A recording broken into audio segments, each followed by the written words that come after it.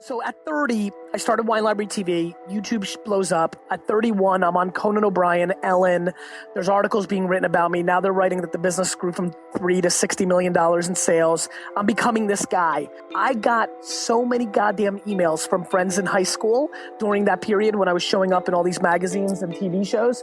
And every single one of them was like, hey, Gary, you remember me from high school? Oh my God, you're so lucky. I wrote back every single one of them and said, let me just clarify one thing. I'm not lucky. I worked. I worked every goddamn weekend and every holiday since I was 14 years old. So you can keep that luck shit in your pocket.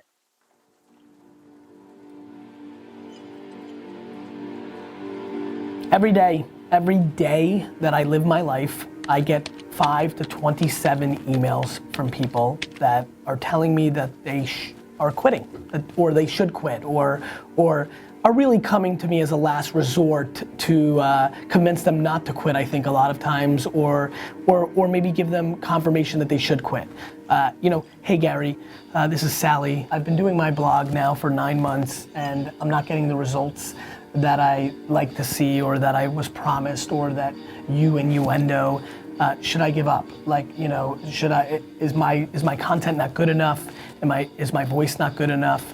And I think about it every time I see these emails, every time people ask me at conferences, I think about it. I think about how sad I am that I wasn't documenting my life or putting out content or doing the Ask Gary Vee show during those 5.5 years of Wine Library TV. Especially those 18 months when nobody was watching.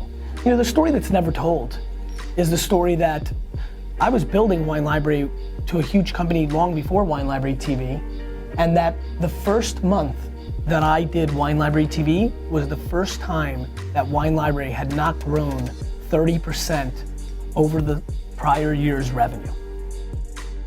So not only did I have the patience to let it play itself out and win, it was a scenario where I was actually losing money by being patient. Many of the people that are gonna watch this video are not achieving what they want and are lacking the patience and think everything happens overnight. And that is coming at the cost of an unhappy life or no loss financially, just loss in time. Just coming at the expense of Angry Birds or House of Cards marathons or the bowling team or hanging out with friends and having a beer or reading a magazine or whatever the hell gets you off and excited as a hobby. It's coming at that expense. It's not coming at the expense of actual money or something or pain it's coming at the expense of a luxury. And so to me, the insanity, really, and that's what I'm gonna, the disproportional misunderstanding that there's not a person that you can name, not one. There is 0 people that you can name that had it happen overnight. Even the 9-year-old Stevie Wonder and 6-year-old Michael Jackson, there were years of work put in prior by their parents, by their uncles, even with the greatest talents, even with LeBron. He seemed like so young when he hit the scene. Guess what? He wasn't. He'd already been playing basketball for 15 goddamn years. Even though you all say to me like, wow, you did it.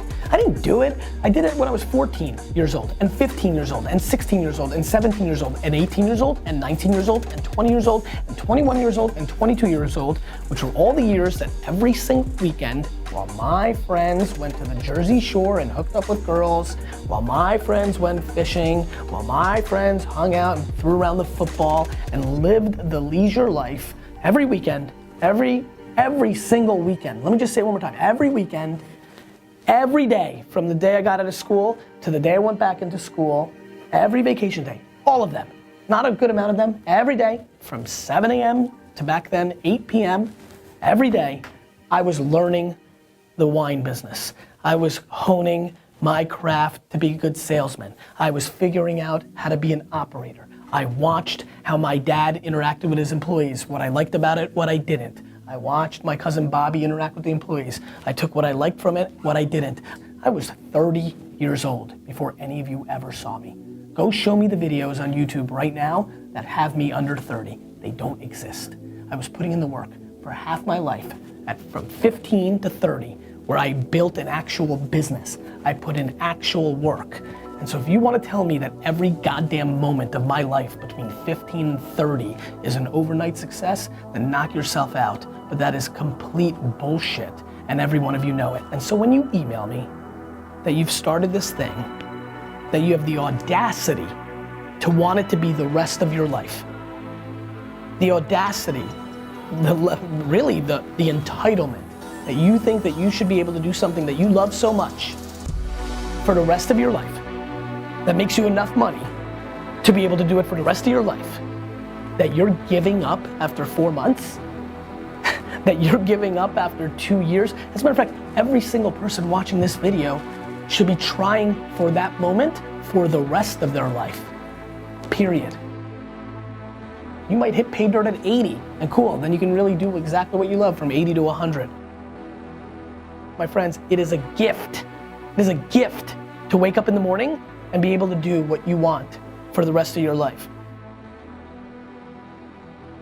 The way you do that is by becoming a quote unquote overnight success.